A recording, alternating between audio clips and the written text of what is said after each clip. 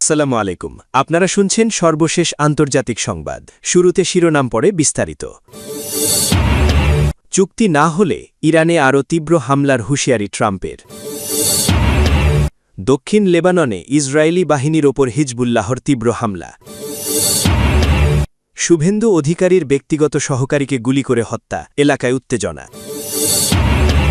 Iran ইস্যুতে Trump Netanyahu ফোনালাপ, কি কথা হবে? সর্বশেষ থাকছে লেবাননের রাজধানীতে ভয়াবহ বিমান হামলা ইসরায়েলের। এতক্ষণ শুনছেন সংবাদ শিরোনাম, এখন বিস্তারিত। তার আগে অনুরোধ থাকবে ভিডিওতে লাইক দিন এবং ভিডিও সম্পর্কে আপনার গুরুত্বপূর্ণ মতামত কমেন্ট করে জানিয়ে দিন। চুক্তি না হলে ইরানে আরও তীব্র হামলার হুঁশিয়ারি ট্রাম্পের। ইরান শান্তি চুক্তিতে সম্মত না হলে দেশটিতে আরও উচ্চমাত্রার সামরিক হামলা চালানো হবে বলে হুঁশিয়ারি দিয়েছেন যুক্তরাষ্ট্রের প্রেসিডেন্ট ডোনাল্ড ট্রাম্প। খবর সিএনবিসির। বুধবার নিজের সামাজিক যোগাযোগ মাধ্যম ট্রুথ সোশ্যালের পোস্টে ট্রাম্প বলেন, ইরান প্রস্তাবে রাজি হলে যুদ্ধ দ্রুত শেষ হবে এবং হরমুজ প্রণালী সবার জন্য উন্মুক্ত হবে।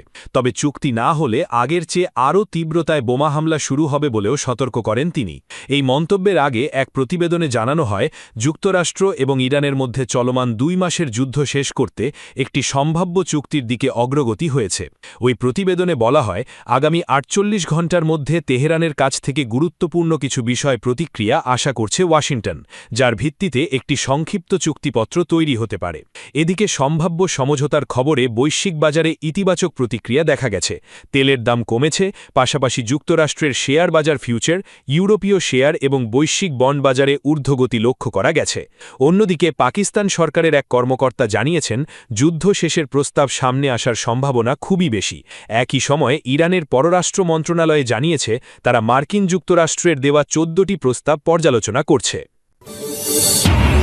দক্ষিণ লেবাননে ইসরায়েলি বাহিনীর ওপর হিজবুল্লাহর তীব্র হামলা। লেবাননের সশস্ত্র গোষ্ঠী হিজবুল্লাহ দক্ষিণ লেবাননে অবস্থানরত ইসরায়েলি বাহিনীর ওপর তাদের অভিযানের মাত্রা ব্যাপক হারে বৃদ্ধি করেছে। বুধবার 6 মে একটি আনুষ্ঠানিক বিবৃতিতে গোষ্ঠীটি জানিয়েছে, লেবাননের ভূখণ্ডে অনুপ্রবেশকারী ইসরায়েলি সেনাদের লক্ষ্য করে তারা 17টি সুনির্দিষ্ট হামলা চালিয়েছে। এই সিরিজ হামলায় ড্রোন এবং রকেট ব্যবহার করা হয়েছে বলে হিজবুল্লাহর পক্ষ থেকে নিশ্চিত করা হয়েছে। হিজবুল্লাহর যোদ্ধারা আল কান্তারা, আল বায়াদা, আল তাইয়েবে, নাকুরা, রিশাফ এবং আইতা আল শাব এলাকায় অবস্থানরত ইসরায়েলি সৈন্য ও সামরিক যানবাহনের বহরকে লক্ষ্য করে এই আক্রমণগুলো পরিচালনা করে।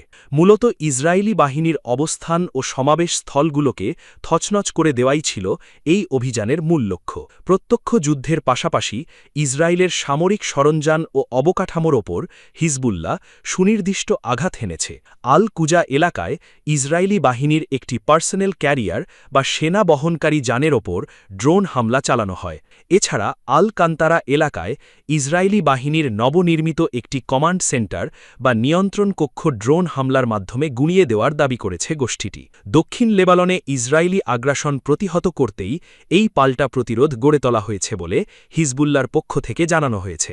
এই পাল্টাপাল্টি হামলার ফলে সীমান্ত অঞ্চলে উত্তেজনা এখন চরম পর্যায়ে পৌঁছেছে। সূত্র আল জাজিরা। শুভেন্দু অধিকারীর ব্যক্তিগত সহকারীকে গুলি করে হত্যা, এলাকায় উত্তেজনা। পশ্চিমবঙ্গের বিধানসভা নির্বাচনের ফল ঘোষণার পর রাজ্যের বিভিন্ন জায়গায় সহিংস ঘটনা ঘটছে। এর মধ্যে বুধবার রাতে উত্তর 24 পরগনার বিধানসভা নির্বাচনে বিজয়ী দল বিজেপির নেতা শুভেন্দু অধিকারীর ব্যক্তিগত সহকারী চন্দ্রনাথ রথকে গুলি করে হত্যা করা হয়েছে।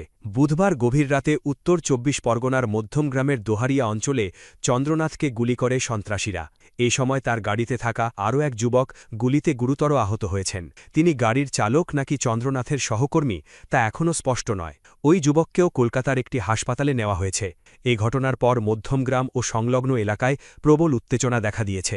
চন্দ্রনাথ রথের মরদেহ একটি বেসরকারি হাসপাতালে রাখা হয়েছে। ইতিমধ্যে সেখানে পৌঁছেছেন শুভেন্দু অধিকারী। এর আগে ওই হাসপাতালেই চন্দ্রনাথ রথকে মৃত বলে ঘোষণা করা হয় বলে স্থানীয় সংবাদ মাধ্যমের সূত্রে জানা যায়। বিশাল পুলিশ বাহিনী ঘটনাস্থলে পৌঁছেছে এবং এলাকাটি ঘিরে রেখেছে।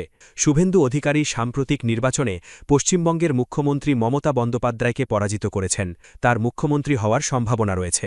চন্দ্রনাথ রথ অতীতে সরকারি চাকরি করতেন, তিনি ভারতীয় বিমান বাহিনীর সঙ্গে যুক্ত ছিলেন। অবসর নেওয়ার পর তিনি শুভেন্দু অধিকারীর ব্যক্তিগত সহকারী হিসেবে কাজ শুরু করেন। সাম্প্রতিক নির্বাচনে শুভেন্দু অধিকারীর হয়ে কাজ করেছিলেন। পশ্চিমবঙ্গের প্রচার মাধ্যম শুভেন্দু অধিকারীর ভাই দিব্যেন্দু অধিকারীকে উদ্ধৃত করে জানিয়েছে, বুধবার রাতে বাড়ি ফেরার সময় একেবারে কাছ থেকে কার্যত তার গাড়ির জানালার কাছে নল ঠেকিয়ে গুলি চালায় সন্ত্রাসীরা। হামলাকারীরা বাইকে বসেছিল বলে জানা গেছে। তারা চন্দ্রনাথের গাড়িকে থামিয়ে কিছুক্ষণ গুলি চালায়। ঘটনাস্থলেই চন্দ্রনাথের মৃত্যু হয় বলে ধারণা করা হচ্ছে। গত সোমবার পশ্চিমবঙ্গ বিধানসভা নির্বাচনের ফল ঘোষণার পর রাজ্যে ব্যাপক সহিংসতা শুরু হয়েছে। বিজেপি ও তৃণমূল কংগ্রেসের নেতাকর্মীদের সংঘাতে অন্তত 4 জনের মৃত্যু হয়েছে বলে দুই দলের তরফে জানানো হয়েছে। তবে রাজনৈতিক কারণেই এই খুনগুলো হয়েছে নাকি অন্য কোনো কারণে তা স্পষ্ট করে রাজ্য পুলিশ এখনও জানাতে পারেনি। ব্যাপক হারে রাজ্যে লুটপাট, পার্টি অফিসে হামলা, আগুন লাগানো থেকে বাড়ি বাড়ি গিয়ে মানুষকে হুমকি দেওয়া হচ্ছে। রাজনৈতিক দলের কর্মীরা অনেকেই ঘর ছাড়া। পুলিশ প্রশাসনের তরফে জানানো হয়েছে যে সহিংসতা ও সন্ত্রাস দমনে তারা সব রকমভাবে চেষ্টা করছে। অসংখ্য ব্যক্তিকে সহিংসতার অভিযোগে গ্রেপ্তারও করা হয়েছে। এরই মধ্যে রাজ্য বিজেপির প্রধান নেতার ব্যক্তিগত সহকারীকে খুনের জেরে সহিংসতা আগামী দিনে আরও বাড়ার আশঙ্কা রয়েছে। ইরান ইস্যুতে ট্রাম্প নেতানিয়াহু ফোনালাপ কি কথা হবে? ইরান ও যুক্তরাষ্ট্রের মধ্যে চলমান যুদ্ধবিরতি ও সমঝোতা প্রক্রিয়া নিয়ে আলোচনার লক্ষ্যে বুধবার 6 মে ডোনাল্ড ট্রাম্পের সঙ্গে কথা বলবেন ইসরায়েলের প্রধানমন্ত্রী বেঞ্জামিন নেতানিয়াহু। মধ্যপ্রাচ্যের বর্তমান অস্থিরতা নিরসনে দুই নেতার এই ফোনালাপকে অত্যন্ত তাৎপর্যপূর্ণ মনে করা হচ্ছে। নেতানিয়াহু দুই দেশের মধ্যকার গভীর সম্পর্কের কথা উল্লেখ করে বলেন, তাদের মধ্যে পূর্ণ সমন্বয় রয়েছে এবং সেখানে কোনো ধরনের ভুল বোঝাবুঝি বা বিস্ময়ের অবকাশ নেই। তিনি জোর দিয়ে বলেন, ইসরায়েল এবং যুক্তরাষ্ট্র একই লক্ষ্য নিয়ে কাজ করছে। ইরানের পরমাণু কর্মসূচি প্রসঙ্গে নিজের অবস্থান স্পষ্ট করে নেতানিয়াহু বলেন, তাদের প্রধান এবং সবচেয়ে গুরুত্বপূর্ণ লক্ষ্য হল ইরান থেকে সমস্ত সমৃদ্ধ ইউরেনিয়াম বা পরমাণু জ্বালানি অপসারণ করা। একই সঙ্গে ইরানের ইউরেনিয়াম সমৃদ্ধকরণ ক্ষমতা পুরোপুরি ধ্বংস করে দেওয়ার বিষয়েও তিনি অনড় অবস্থানের কথা জানান। মূলত ইরানের পরমাণু হুমকি নির্মূল করাই এই আলোচনার মূল কেন্দ্রবিন্দু হতে যাচ্ছে। সূত্র আল জাজিরা। লেবাননের রাজধানীতে ভয়াবহ বিমান হামলা ইসরায়েলের। লেবানন ও ইসরায়েলের মধ্যে ঘোষিত অস্ত্রবিরতি এখন কেবল কাগজ কলমেই সীমাবদ্ধ হয়ে পড়েছে বলে মনে করছেন বিশ্লেষকরা। কয়েক সপ্তাহের বিরতির পর বুধবার 6 মে লেবাননের রাজধানী বৈরুতের দক্ষিণ শহরতলি দাহিয়ে এলাকায় প্রথমবারের মতো ভয়াবহ বিমান হামলা চালিয়েছে ইসরায়েল। ইন্টারনেটে ছড়িয়ে পড়া ছবিতে দেখা গেছে দাহিয়ে এলাকার ক্ষতিগ্রস্ত ভবনগুলোর আশেপাশে ব্যাপক ধ্বংসলীলা চালানো হয়েছে। বৈরুতে এই হামলা চলমান সংঘাতকে আবারও চরম উত্তেজনার দিকে ঠেলে দিতে পারে বলে আশঙ্কা করা হচ্ছে। বৈরুত থেকে বিবিসির প্রতিনিধি হুগো বাচেগা জানিয়েছেন, দক্ষিণ লেবাননে ইসরায়েলি বিমান হামলা অব্যাহত রয়েছে এবং গত কয়েকদিনে বেসামরিক নাগরিকসহ শতাধিক মানুষ প্রাণ হারিয়েছেন।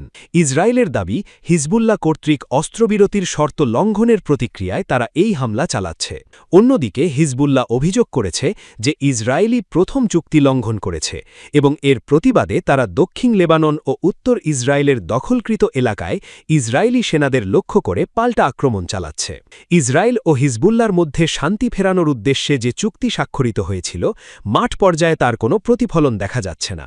বর্তমানে পরিস্থিতি এমন পর্যায়ে পৌঁছেছে যেখানে উভয় পক্ষই একে অপরকে দায়ী করছে, যার ফলে মধ্যপ্রাচ্যের এই সীমান্ত অঞ্চলে রক্তক্ষয়ী সংঘাত থামার কোনো লক্ষণ দেখা যাচ্ছে না। বিশেষ করে জনবহুল বৈরুতে এই হামলা নতুন করে বড় ধরনের যুদ্ধের দামামা বাজিয়ে দিয়েছে।